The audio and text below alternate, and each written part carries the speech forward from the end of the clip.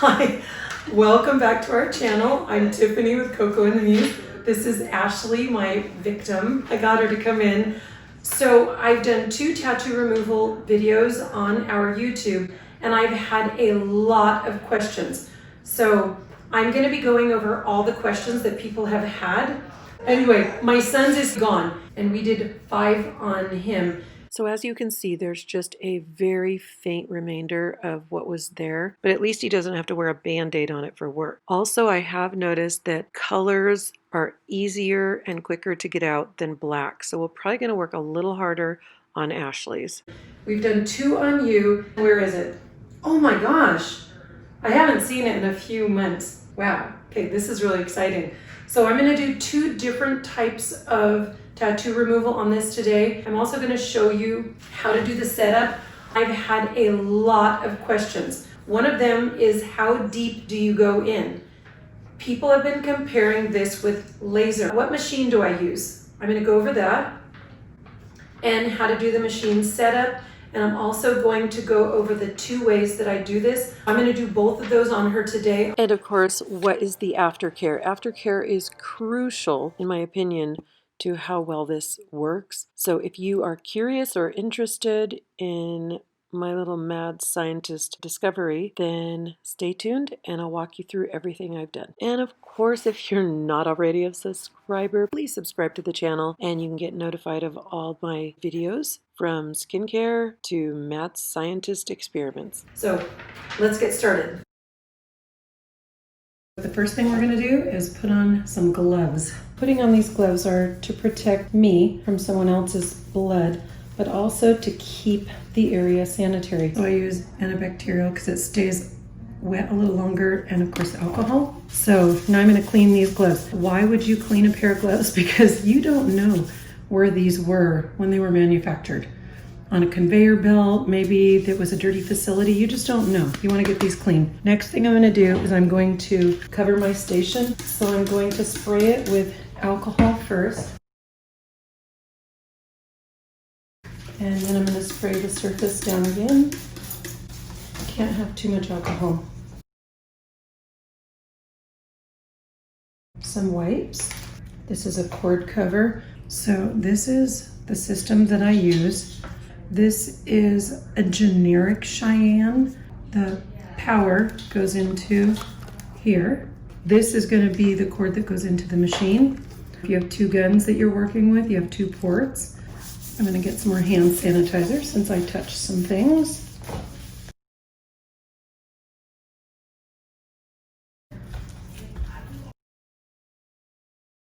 And I'm going to plug it into the machine. And these are cord covers, but the nice thing about these cord covers is they literally will slide over the entire machine. Now it's ready. You need to go in as deep as the ink is inside the skin, because the idea is we're going in with a hypertonic saline, which is basically a saline that is higher than the normal saline you have in your body, so your body tries to push it out. So when you put that saline into the ink, it's going to push out the saline as well as the ink. Makes sense, right? But you have to get it into the area where the ink is, and that can hurt sometimes. Well, it's just like when you got the tattoo. That's basically what you're doing. But if you're doing it to yourself, it's going to be really hard. I have found that people that are doing it to themselves are not doing as well as if you have someone do it to you. I don't like laser, and it's not that it doesn't work. It works on darker colors. How laser works is you are taking a laser and it's going into the tattoo and it's breaking up the ink. And when it breaks up the ink, then your lymphatic system has to move it out of your body. So a lot of the inks that they've used, especially the ones that are not black, like your reds, your yellows, your greens, you've got cadmium, chromium. It is crazy how non-regulated colored inks in general are. Do you really, really want to break up a potential heavy metal in your body, have your lymphatic system try to get it out, and have all those toxins in your body? How this works is you're basically injecting the hypertonic saline into the ink, and it's just coming right out from the area that it was at. That's actually the reason I wanted to do this over laser, and also some of the lighter colored tattoos are a candidate for laser. You ready? Yeah, I think so. Spray her finger really good. There's a button over here to turn it on and off. Now I'm gonna hit the number 2, and that did turn it on. I have it set at 100. Okay, so here's her finger now. I'll show you what it looked like when we started, but it was very dark black. And it's definitely lighter now. We want this little thing off. So I'm gonna use the 8 round liner. One thing I do need to say is that I do not do this for a living. So a lot of you have asked me what I charge to do this. I'm sorry to say I don't do it, and I'm sorry. But any tattoo artist, a good tattoo artist, can do this for you. You don't want the needle to come out this much. See how far that is? That'll start dragging on your skin. That's better. Hope you can see this.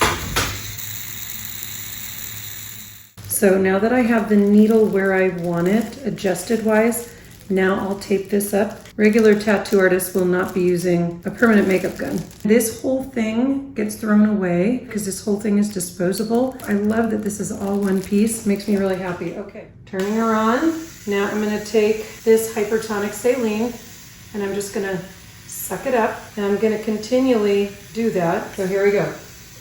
Now, the first one I'm gonna do is the E, and I'm going to just do dots. As you can see, I'm making dots. Can you see those? So I'm just going in and out, in and out. And holding the skin tight is really gonna be helpful. And just like with microneedling, this is less traumatic to the skin because you're not tearing it. You're just making little holes. And you want to go into the Hypertonic Saline about every 4 pokes. Isotonic means the same amount as your body. Hypertonic is just more than.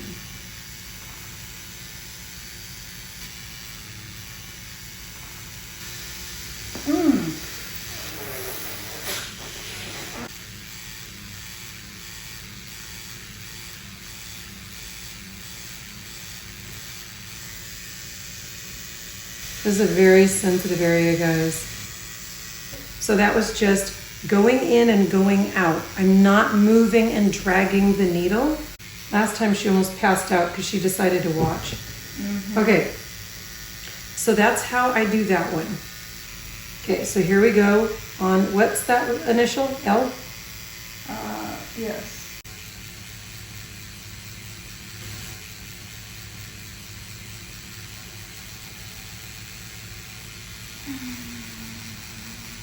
So I'm dragging a little and I'm poking, okay?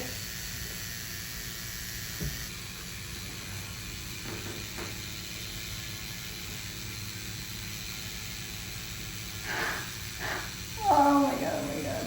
Don't ever get another tattoo. What, were you drunk when you did this one? And on pills. Oh.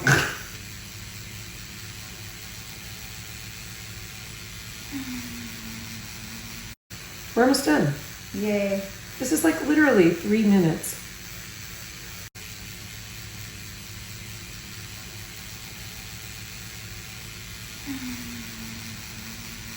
Okay, so now I'm gonna take the lime and the salt. This is her favorite part. I actually don't mind this part. So I'm just gonna scoop in. I've got lime and salt on here. I'm just going to scrub it really hard. And I'm scrubbing really hard, guys. Now, I'm not telling any of you guys to do this. I'm simply showing you what I've done and what has worked for me on my friends. But since it worked so well, I just wanted to share it.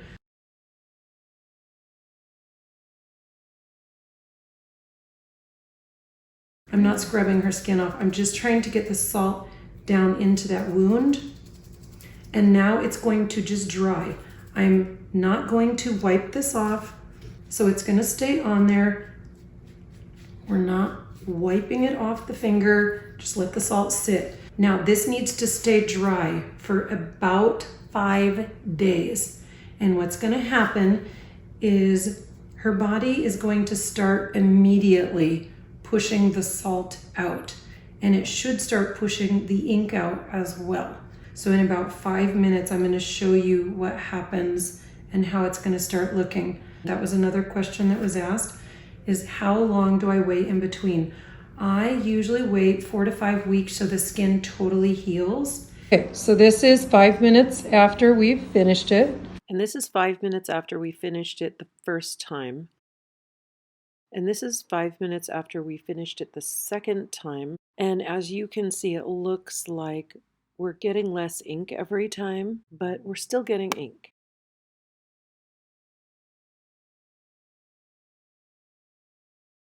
Now that the scabbing is complete, we're going to start using a 10% glycolic by Biocorium. It works really great to speed up the cell turnover. And I'll put links in the description below for you for all of the products that I used. So after doing the dot technique and the shading technique mixed with the dotting technique, I really feel like the L shows so much more elimination of ink, which is using the shading and the dot technique. But there is a lot more possibility of scarring if you don't know what you're doing. So again, do at your own risk, but this has really, really worked for my son and my dear friend Ashley. And I'd love to hear your tattoo stories in the comments below. See you on the next video. Like this. Stand up straight.